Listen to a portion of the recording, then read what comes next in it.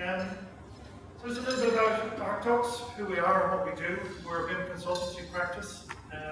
We offer a range of services from advice to production to support and training to organisations who are trying to get into BIM. We've been doing that now for the last 8 years or so, being involved in a lot of projects in that time and being involved in training a lot of people. But even at that, we're really only just scratching the surface of what needs to be done in the industry. We've also been driving the BIM agenda as much as we can in this country, trying to get some joined-up thinking about the way that BIM is advanced in this country. Particularly Ralph working with the National BIM Council, the NSAI, the CETA here this morning through these types of events. I'm working with the RIAI, as we saw from Ralph earlier, and the ACE of Enterprise Ireland, to get some joined up thinking around BIM, and we've seen with the publication of the GCC strategy paper the last week or so. You have a copy of it with your documentation this morning. But we are getting some real traction now around BIM. People are beginning to really see the benefits of this and beginning to put it into place and understand what's needed to make BIM happen on projects. One of the first things we need to do as individuals and as an industry, if we are going to embrace BIM, is to recognise that there is a problem.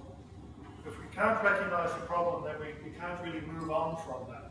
Just like recovering alcoholics, we need to face up to the fact that what we've been doing for the last 20 years does have some inherent problems in the way that projects work and the way that projects are delivered.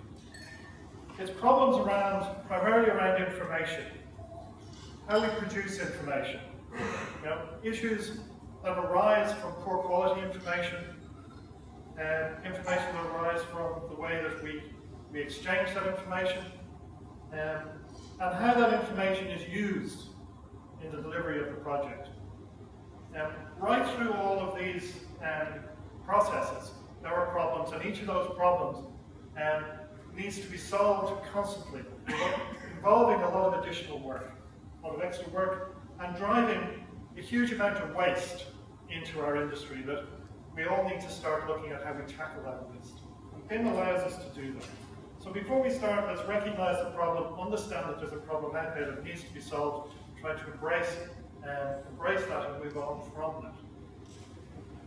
So ArcDox have, over the last 8 years, worked on a lot of projects. We've worked with owners, with clients, with design teams, contractors, subcontractors, and handover to FM teams eventually as well. Most of the projects we've worked on, we've done some of those things. The Windmill Lane project was one of the projects that gave us an opportunity to work with all of those parts of the project and with all of those elements, and bring those all together to bring everything that we've learned over the 8 years to bear on this particular project. Being the glue that sort of brings everything together, to apply the process and to make sure that everybody works to a set and defined process, clearly defined, and everybody knows exactly what they have to do and when they need to do it. The aim really is to achieve better collaboration, better information, better quality information by applying better standards to the way in which the information is produced and shared on the project. With Hibernia Reith and supported by WK Nolan, we had a very good client who was really buying into the whole idea of BIM and looking at how they could benefit the project by asking for BIM on the project. Understanding the BIM process, wanting to know more, wanting to know how this would benefit them as an organisation, how it would benefit the project overall, and how it would benefit the building in use once the building was handed over.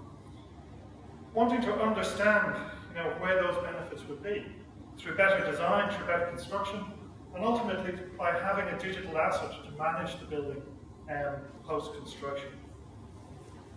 So the first thing is then, how do they request a BIM process? How do they facilitate the BIM process on the project?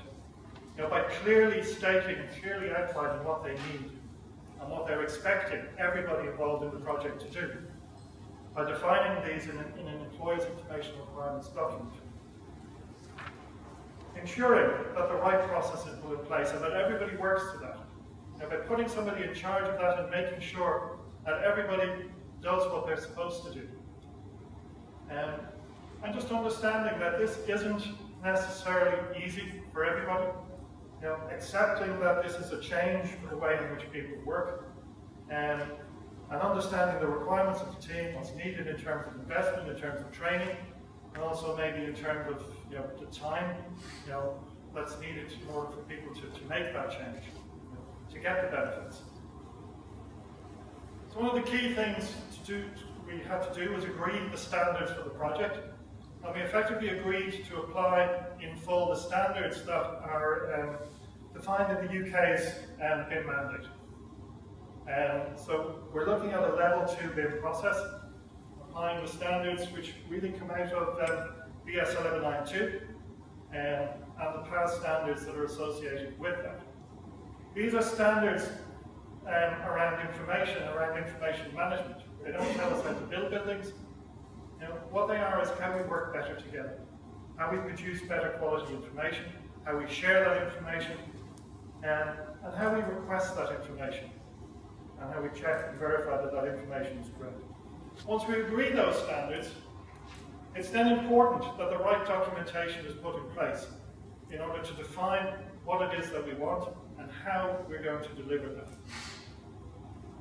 Looking at the client's information requirements, so helping the client to understand what they can get and what's reasonable for them to expect on this project. I'm working through one of the issues on this project, I suppose at the beginning, was that the design team were already in place before BIM was mentioned. So there was a slight change. I mean, as Rob Bingham said, the planning application was done through 2D CAD, and then BIM sort of came in post that stage. In an ideal world, we would have started a little bit earlier, and brought BIM in right at the beginning, but we did bring it in quite early, and it was quite good. So understanding what we could ask for, making sure that the supply chain understood the client's requirements and were able to respond to that with a design stage BIM execution plan. Defining the information management role. Somebody has to be in charge of this process, and that was Mola Architecture during the design stage, and John Paul Construction took up that mantle during the construction stage. But defining the information management role using the CIC document that defines that role. Okay, and also making it contractual, making sure that everyone who's involved in the project signs up to this way of working. People don't back out. People have an obligation by signing up to the BIM protocol. It's a contract or an appointment addendum, and make sure that everybody's working in this way. And then John Paul Construction producing the post-contract BIM execution plan, outline how they're going to deliver BIM during the construction stage. Explaining how they understand the EIR and how they're responding to that. And using a digital plan of work through the MBS BIM toolkit, which is a fantastic tool for defining what it is we're doing, who's doing it, and ultimately when people are doing it, at what project stage people are delivering things on the project. So those things in place, we can support the design team through the design stage, up to tender and beyond really, to ensure that the client's information requirements were clearly understood by the design team. Assisting the design team wherever our role was needed, in defining deliverables, in developing the BIM execution plan, advising on the common data environment, putting the common data environment in place for the design stage, ensuring that the BIM requirements were properly integrated into the tender documents, so that the contractor knew what they were pricing for and what was expected from them. And also providing support in terms of training where it's needed, in terms of production support, production team that can help people produce models. We don't take on an entire project, we don't want to. You don't want us to do that either, but we can help you where there's gaps, fill in those gaps for you. And importantly, carrying out model reviews during the design stage. Making sure that the models that are being produced have the right information in them and the right level of detail in them. Through the construction stage, then, John Paul Construction take up the management of the model as the project information managers.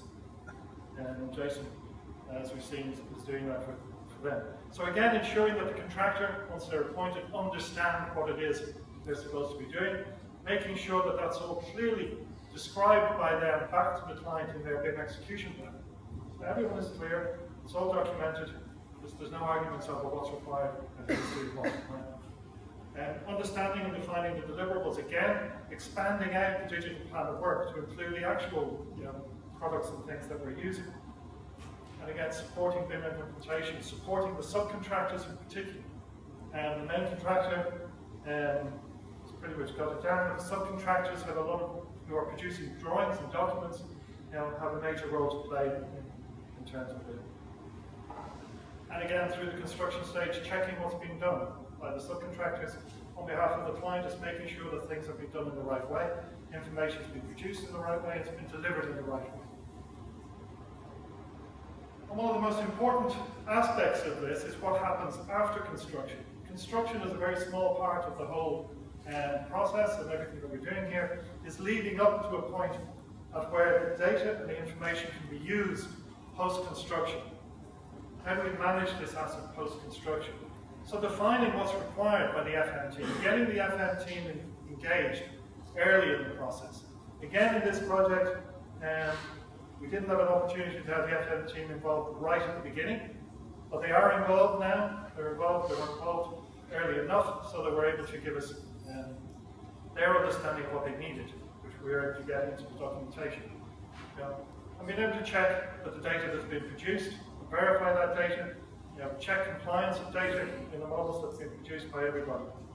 And understanding, what happens post-construction, how all of this information that's been created, managed, and built up in accommodated environments, how that transfers across to the FM team post-construction, and making sure that that happens. The important part of that really is around information flows. I mean, to try and get people right through the process, all of those teams, whatever their role is in the project, whether they're a client, a designer, a contractor, an agent involved in the project, to recognize that the way in which we manage information through paper or through documents isn't the right way to go. It's not the way we should be going. It does lead to problems. It's slow, it's costly. So we're moving to a process of data management. Away from paper management, away from to data management. Okay? Producing the data model, which is a combination of graphical data, non-graphical data, and documents. We still have documents, some documents, and we will have documents for quite some time. So understanding how that process works and making sure that that happens. Move people away from paper, move people to data management. It's a challenge, letting people understand how that works. One of the really key things in all of this is the ability to check what people are doing. Be able to check the content of the models, be able to check the content and the accuracy and the validity of the data. Okay? And we're doing this using some standard tools, but also using Dynamo scripts, Dynamo was mentioned earlier, and able to compare what was asked for in the digital plan of work with what is actually being delivered in the model. If the digital plan of work says there's supposed to be a boiler in there, or that boiler is supposed to have a certain amount of information associated with it, is that boiler in the model? Does it have that information associated with it? How do we check that? How do we verify that? Key parts of that are, first of all, define what it is you want. Secondly, check what it is you want against what you're actually getting at the end of the day. Having processes in place to do that. So the ability to produce reports, to use Dynamo to extract information from the digital plan of work, to extract information from the model, run comparisons between the data, and to be able to count and tell us where the gaps are in terms of the information. And we're moving away from this traditional situation of having piles of boxes sitting on shelves or arch lever files that nobody ever looks at and nobody ever maintains. So having a system, a centralized system of information, available through a desktop or mobile or wherever you want to be, to access information about that building. On this project, we're using DFM systems for this, and we're in that process at the moment of of getting the information structured and making sure that the information is right and getting the information into the digital safety file and the O&M manuals as the first stage of getting the information into an FM system. We're still in the process of defining what that FM system might be and working with Bernie to make that process happen. So what we're achieving at the moment is a digital safety file, access to all of the information, which includes the graphical model. So the graphical data is available in the model in an IFC format. The data, the non-graphical data, is also available through either a searchable database or through picking something in the model and making sure that you can find the information, the current information about the objects in the model. And as I said, we can't leave documents behind yet, so also links to any documents that are associated with those objects in the model. That's where we're moving to. So our service is, it's an end-to-end service. I mean, it doesn't replace any of the traditional roles that have been performed on projects. That's not what we're trying to do. We're trying to support those roles. As I said, we're the sort of glue that brings those roles together in a better information management process, finding better ways to work together. We do cross over, we bridge some of those, hopefully at least, adversarial relationships that happen on projects to try and make people, if they're talking better, if they're communicating better, and we have less problems on the project. We're trying to do to try and break down some of the silos that exist. It's also an educational role. As I said, we have trained a considerable number of people on every project we're involved in, and people are learning through the process, they're learning through the way in which BIM is being applied on those projects. So we are a training centre as well, so we can bring that to bear to the projects that we're working on.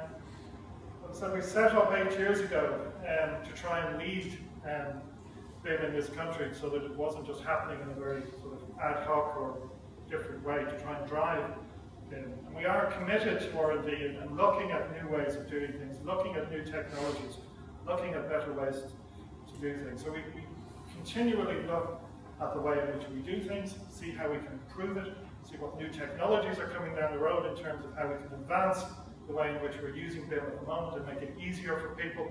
And we bring that what we learn to bear on any projects that we're involved in. So on this project, a lot of the things did come together and did work. The project team that we had from the client through the design team, through the construction team, and now the FM team as well, are all really enthusiastic about what BIM can do on the project. So it's been a good experience on this project that everybody has been willing to try new things, push the boundaries, to see what can be achieved on the project, which has been a good experience for us on this project, a good learning experience for us. Take the questions at the end, so that's me. Thank you very much.